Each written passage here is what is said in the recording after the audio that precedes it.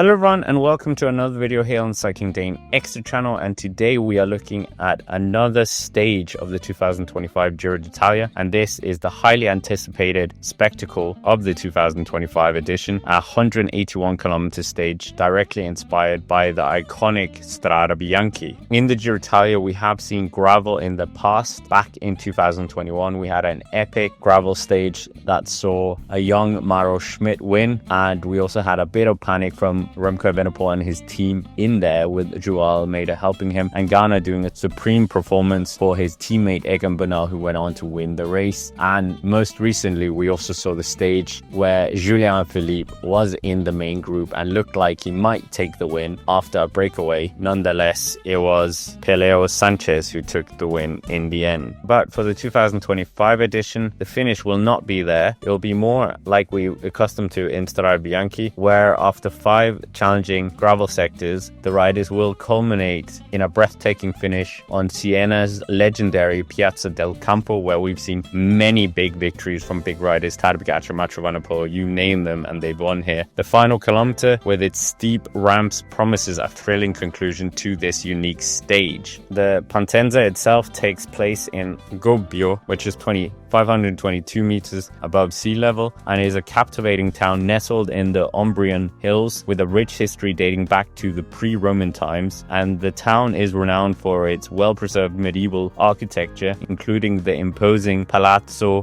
di Consoli. While not a frequent host to major cycling events, its stunning setting provides a dramatic backdrop for the start of this special stage. The initial 50 kilometers out of the town are described as relatively straightforward, allowing for the peloton to settle in before the off-road action begins. However, this early ease will be short-lived as the riders soon encounter La Cima, peaking at 830 meters at elevation 57.4 kilometers into the stage, which is a 4.3 kilometer climb with a solid average gradient of 7.5%, and this will serve as a sharp wake-up call and a test for early climbing legs. The terrain continues to undulate after La Cima. The true character of the stage emerges with the introduction of the Staretti, the first gravel sector, which comes with 70 kilometers from the finish. This 8 kilometer stretch is a mixed bag featuring both climbs and descents on gravel, including a notable 1.8 kilometer section at 5.3% midway through. Bike handling skills and positioning within the peloton will become ever more crucial here. Following a brief respite on tarmac, the riders will hit the longest gravel sector of the day, the Sierra Valley, stretching for 9.3 kilometers. This sector begins with a short descent and a steep downhill section before flattening out, demanding versatility and careful navigation, something that maybe a mountain biker would be good for. Almost seemingly, the riders transition into the third gravel sector, San Maritimo e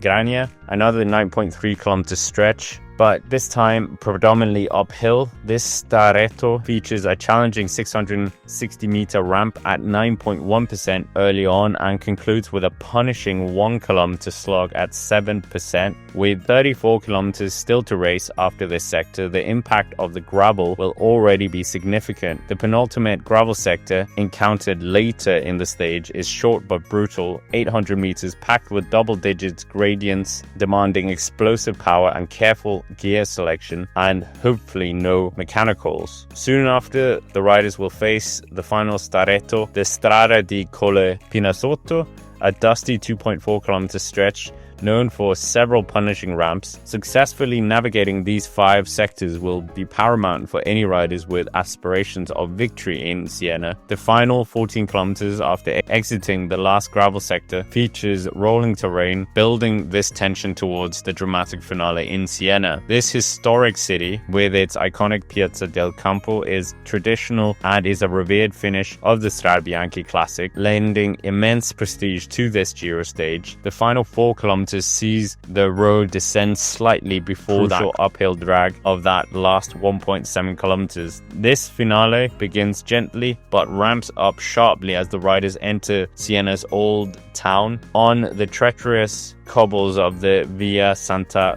Caterina, the road climbs steeply for 500 meters at an average of 12.4%, with a brutal section hitting 16%. The final few hundred meters involve a sharp right-hand turn, followed by a left and another right onto the Piazza del Campo, where the winner will emerge after a grueling and unforgettable stage. The echoes of last year's exciting gravel stage won by, as we said, Pio Sanchez will serve as a reminder that anything can happen on these challenging roads for the breakaway or the favorites. And of course, the legendary climb up to the Piazza del Campo has produced some iconic memories in the past. Mathieu van der Poel's epic finish in 2021 was one for the memory books. Tadej Pogacar has produced moments here as well, but we cannot forget the very fatigued Wout van Aert in his debut of the race, where he finished on the podium but collapsed of tiredness up towards the front. The big caveat with this stage, though, that we haven't mentioned yet, is this stage is nowhere near the length or has the amount of gravel sectors as the normal Strade Bianche route, which is a bit of a shame, but we are getting a bit of that flavor in this stage. So when we come to picking the winners of the stage, we have to take that into consideration. It's not a completely pure Strade Bianche route, but it certainly has that bit of excitement with those 5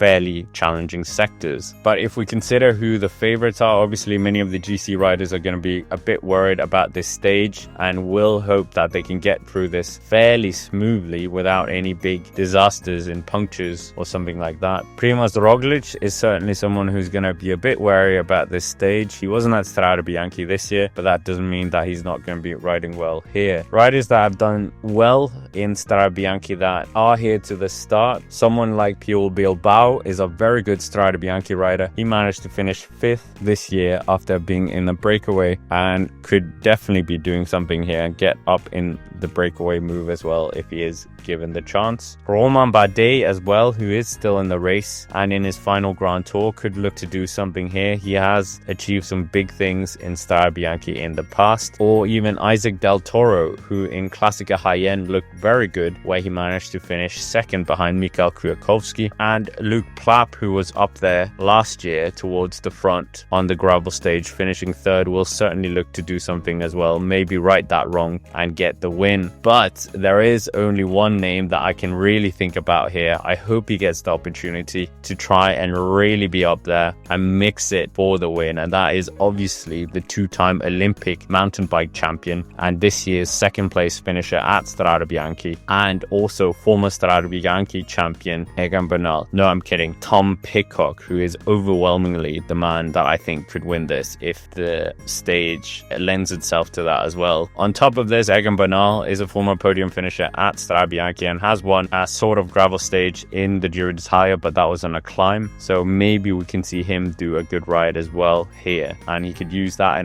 as an advantage against some of the other GC favorites. But anyways, with that, that's basically it for this video. Make sure to hit the like button, subscribe to the channel if you haven't already, and let me know down below who you think is going to win this stage. Are we going to see Tom Pidcock take his first ever Giro d'Italia win and his first Grand Tour win since 2022? But for now, thank you for watching, and I will see you around.